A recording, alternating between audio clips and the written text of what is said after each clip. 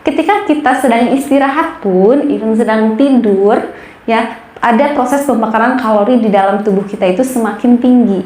Jadi untuk teman-teman yang sekarang lebih banyak masa lemaknya, ya, ayo kita ganti dengan masa otot dengan olahraga, ya.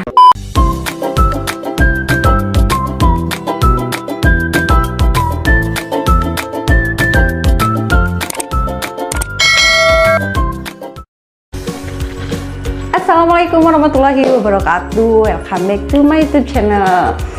Aduh, materi untuk kali ini pasti teman-teman udah nunggu-nunggu banget nih dari kemarin-kemarin ya, karena memang banyak banget yang nge-WA, Mbak, untuk video selanjutnya untuk tentang cara meningkatkan metabolisme tubuh itu segera dong, saya udah gak sabar nih. Oke, saya penuhi sekarang. Hari ini saya akan bahas tuntas gimana sih cara meningkatkan metabolisme tubuh supaya proses penurunan berat badan teman-teman bisa lancar, bisa turun dan enggak stuck ya.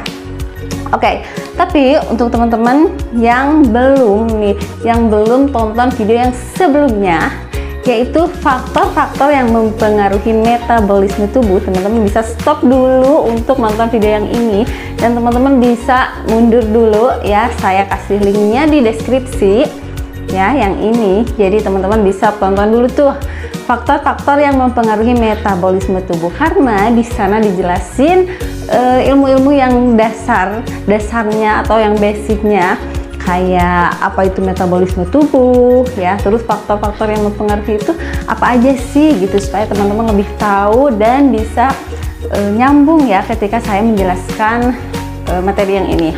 Jadi teman-teman bisa stop dulu, yang belum nonton video yang sebelumnya stop dulu dan beralih klik ya di deskripsi dan langsung simak sampai selesai. Nah, kalau sudah beres, teman-teman bisa langsung tonton video ini sampai selesai ya.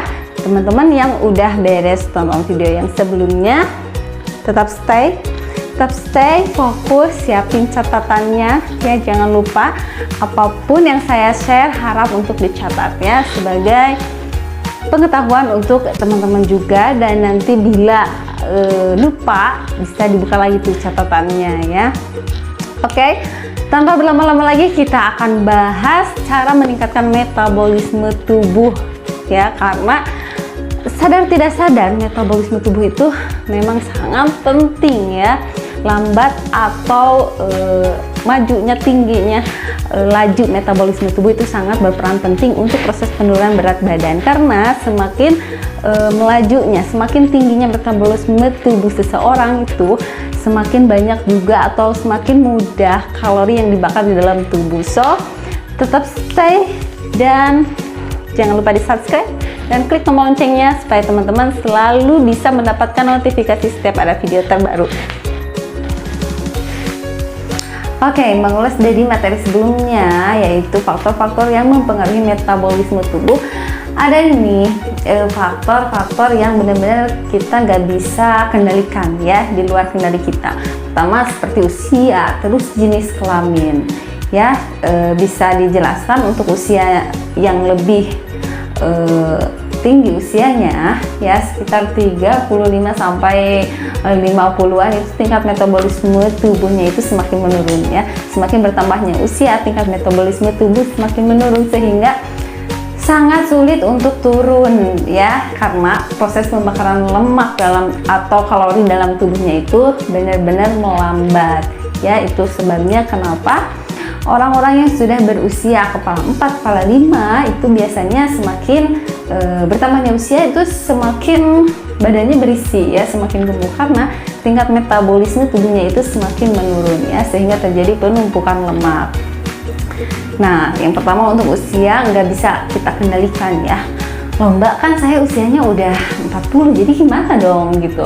Apakah saya harus pasrah atau gimana? Nah, yang kedua adalah jenis kelamin ya. Nah, jenis kelamin ini juga kita nggak bisa kendalikan ya. Kita sebagai wanita memang harus bisa menerima kalau tingkat metabolisme tubuhnya itu lebih rendah daripada tingkat metabolisme tubuhnya laki-laki. Nah, ini nggak bisa kita kendalikan. Tapi teman-teman jangan khawatir, selalu ada cara, selalu ada solusi ya. Jadi teman-teman cukup menerapkan apa yang akan saya jelaskan, poin-poin yang bisa ningkatin metabolisme tubuh. Insya Allah untuk metabolisme tubuhnya akan meningkat ya, sehingga tidak terjadi penumpukan lemak di dalam tubuh dan proses pembakaran kalorinya itu bisa cepat ya, nggak kalah sama yang usianya lebih muda ya. Apalagi yang lebih muda ya, yang usianya lebih muda terus mempraktekkan untuk poin-poin meningkatkan metabolisme tubuh yang akan saya jelaskan, ini pasti wah hasilnya luar biasa ya, asalkan bisa diterapkan secara konsisten ya, secara komitmen. Nah, langsung aja ya. Untuk poin yang pertama, cara meningkatkan metabolisme tubuh adalah massa otot, menaikkan massa otot ya.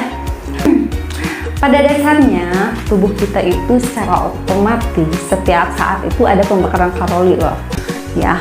Even kita lagi tidur, lagi istirahat, itu tetap di dalam tubuh itu ada pembakaran kalori ya. Tapi banyaknya pembakaran kalori di dalam tubuh kita itu semuanya tergantung dari tingkat metabolisme tubuh kita ya. Loh, apa hubungannya sama massa otot ya? Jadi orang yang mempunyai massa otot lebih banyak itu tingkat pembakaran kalorinya itu semakin tinggi ya. Jadi untuk teman-teman yang sekarang lebih banyak massa lemaknya ya, ayo kita ganti dengan massa otot, dengan olahraga ya, dengan olahraga yang bisa membentuk otot ya. Enggak harus otot-otot yang besar kayak aderai, enggak harus ya. Yang paling penting lebih dominan massa otot daripada massa lemak ya. Dengan begitu ketika kita sedang istirahat pun, even sedang tidur ya, ada proses pembakaran kalori di dalam tubuh kita itu semakin tinggi ya, enggak lambat ya. Jadi lumayan kan kita lagi istirahat juga, karena kita punya massa otot yang lebih banyak, proses pembakaran kalorinya semakin tinggi. Apalagi kalau kita dibarengi dengan olahraga yang rutin ya, pasti proses pembakaran kalorinya akan semakin maksimal ya. Jadi dicatat ya PR-nya untuk kita sekarang ya, mengganti massa lemak menjadi massa otot ya. Segitu pentingnya otot itu ternyata berpengaruh pada metabolisme tubuh, sehingga proses pembakaran kalori di dalam tubuh bisa semakin meningkat. Kalau sedang istirahat juga masih bisa membakar kalori, lagi tidur masih bisa membakar kalori gitu. Jadi kan wah, sesuatu banget ya kalau kita memang punya massa otot yang cukup banyak di dalam tubuh ya, dibandingkan massa lemak yang membuat kita itu super ngantuk, bawaannya males, dan sangat rentan terserang hipertensi, asam urat, kolesterol. Aduh ya, jadi sekarang wake up, waktunya kita sadar, waktunya kita bangun. Ternyata massa otot itu penting ya. Jadi itu poin nomor 1. Oke, next lanjut kita menuju ke poin nomor 2, cara meningkatkan metabolisme tubuh supaya proses pembakaran kalori di dalam tubuh bisa secepatnya, bisa turun secepatnya ya. Jadi poin nomor 2 adalah olahraga yang intens ya, masih ada hubungannya dengan menaikkan massa otot tadi ya. Jadi untuk olahraga yang intens ini tidak harus olahraga yang mengangkat beban ya. Olahraga seperti aerobik, senam, zumba, atau pilates yang seperti itu, yang bisa dikatakan menyenangkan ya, bisa meningkatkan metabolisme tubuh kita juga, dengan catatan dengan intensitas yang tinggi ya. Dengan intensitas yang tinggi, metabolisme tubuh kita akan meningkat, dan proses pembakaran kalori di dalam tubuh itu akan semakin cepat ya.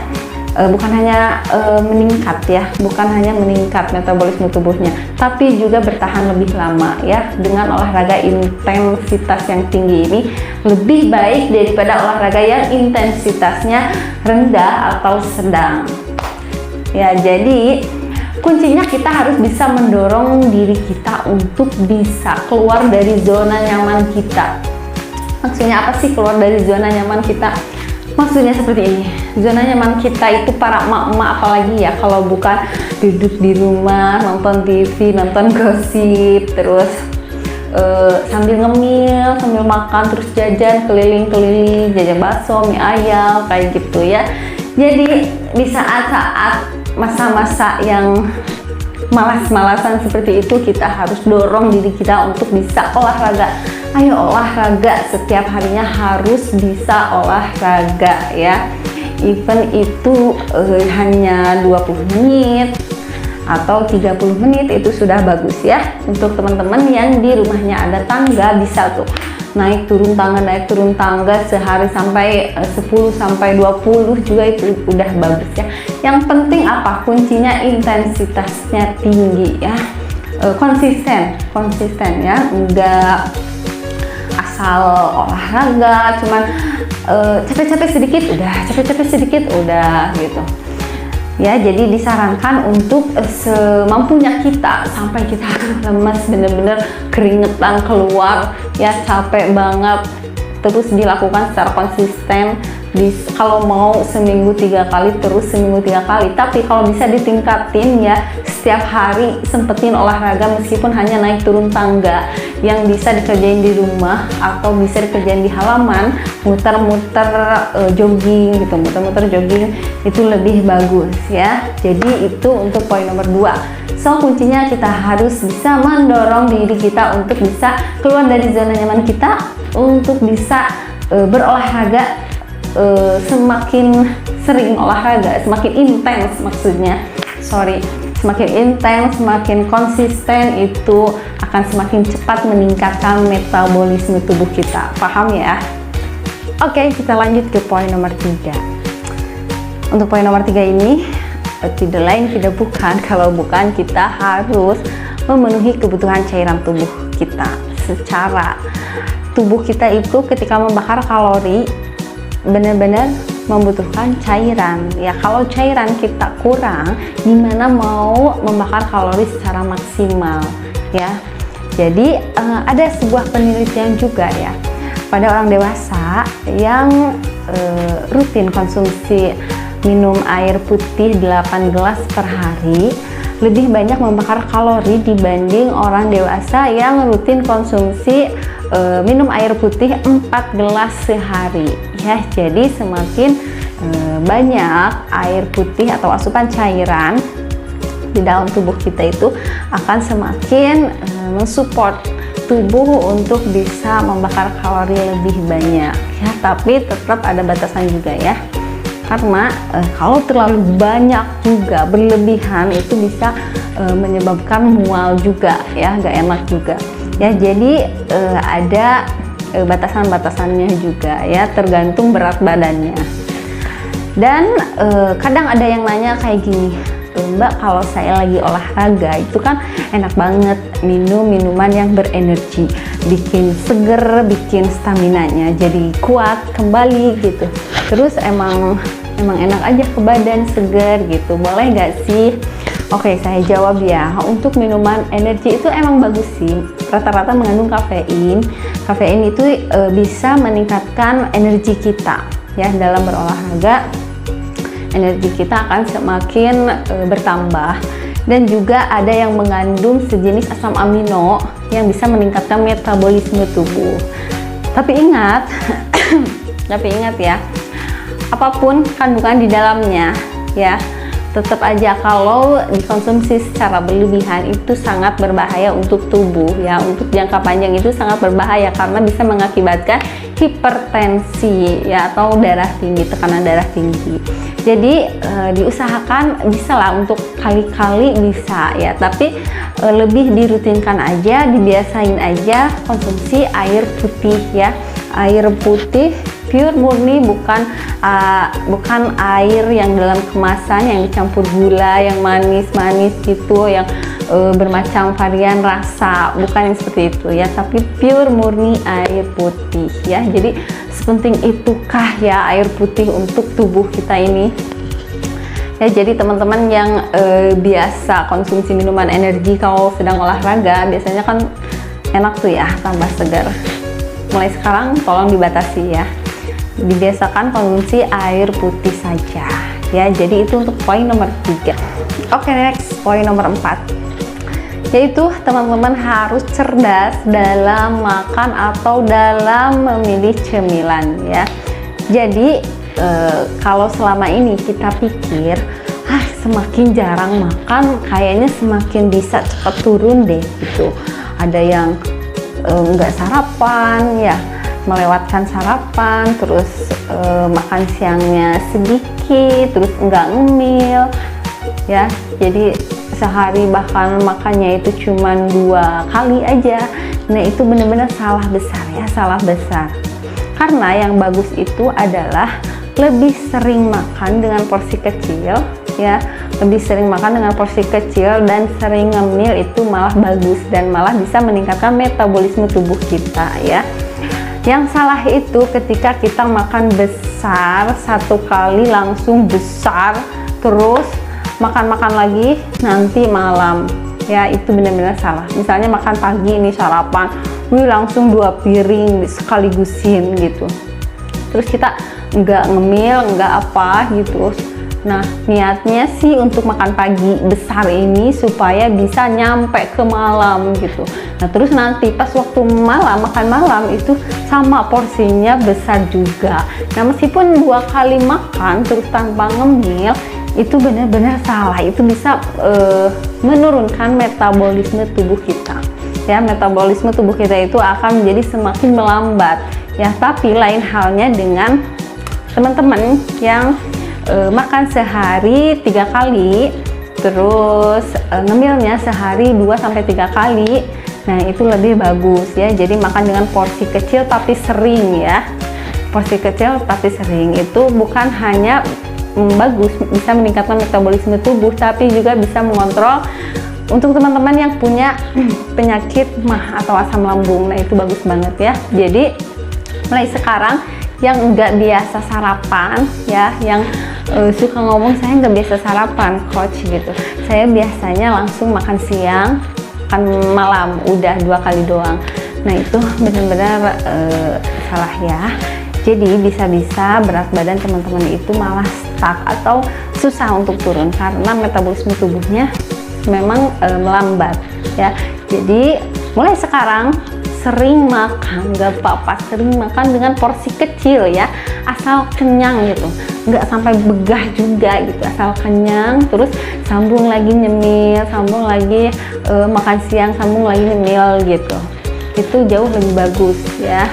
Jadi metabolisme tubuh juga bisa meningkat tanpa kita sadari ya. Mungkin masih banyak yang nggak menyadari itu ya. Metabolisme tubuh akan semakin meningkat dan proses pembakaran kalori di dalam tubuh bisa bekerja dengan baik ya dan maksimal.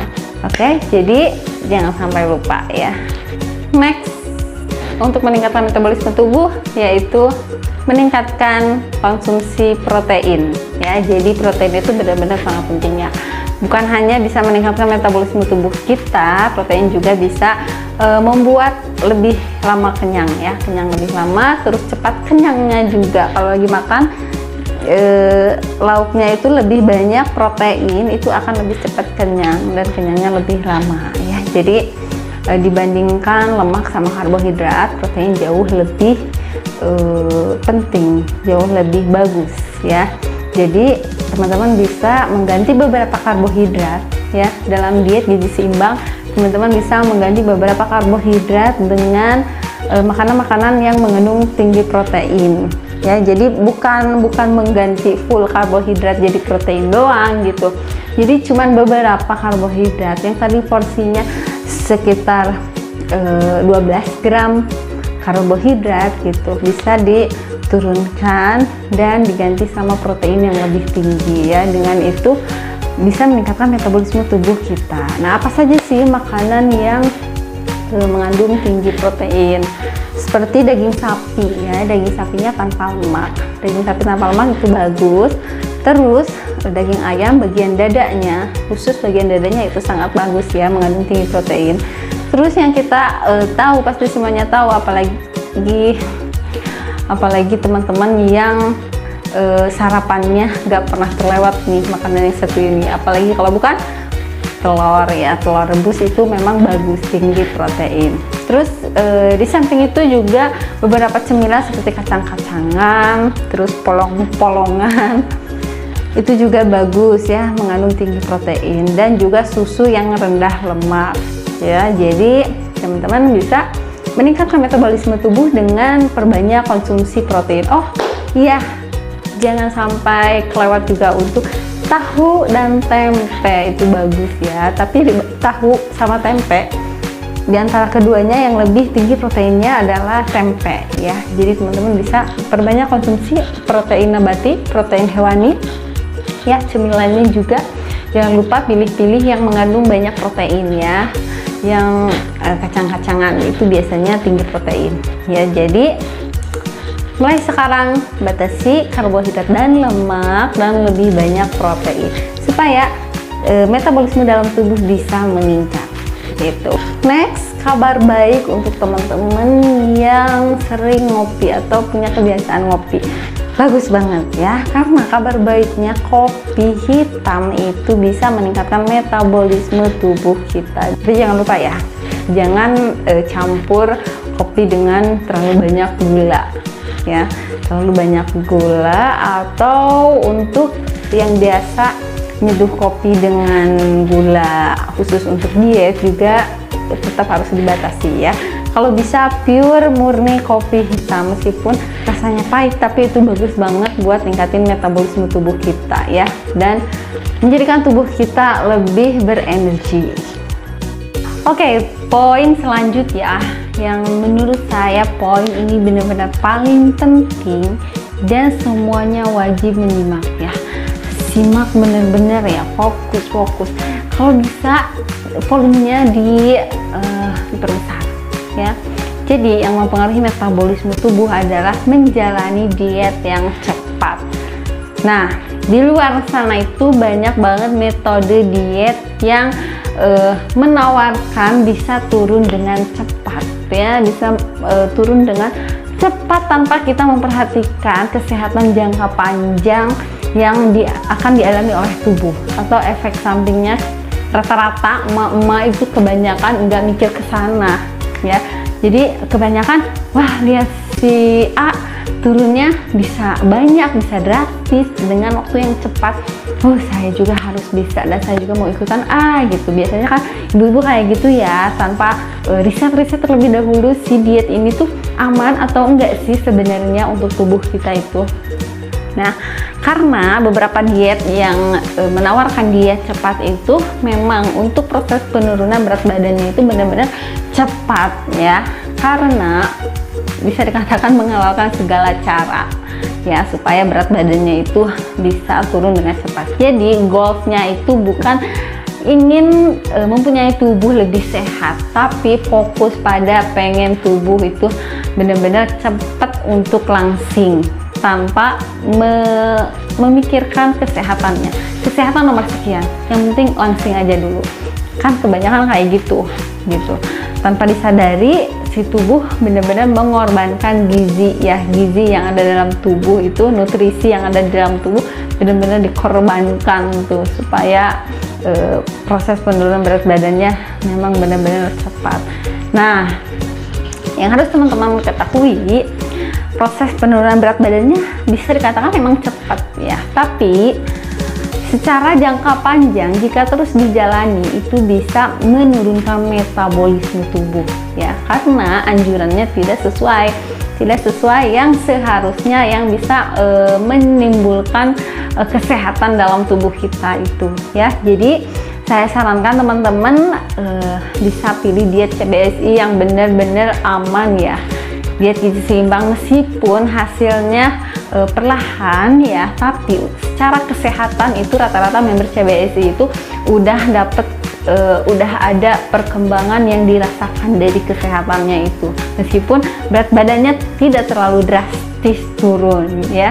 Jadi niat utamanya itu adalah untuk sehat ya, sehat bonus langsing, bukan langsing bonus sehat ya, bukan yang penting langsing aja dulu sehat urusan kesekian ya.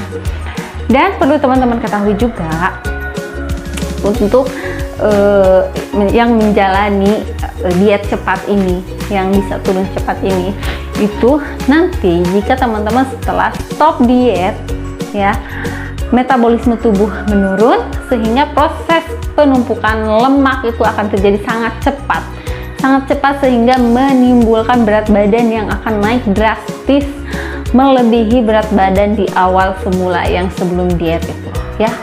Kalau misalnya sebelum diet berat badannya 90 kilo, terus pas diet, jalani diet, wih cepet tuh ke 60 kilo tuh cepet, terus stop ya, stop di 60 kilo dan kembali ke kehidupan biasanya ya, dengan makan sesuka hati.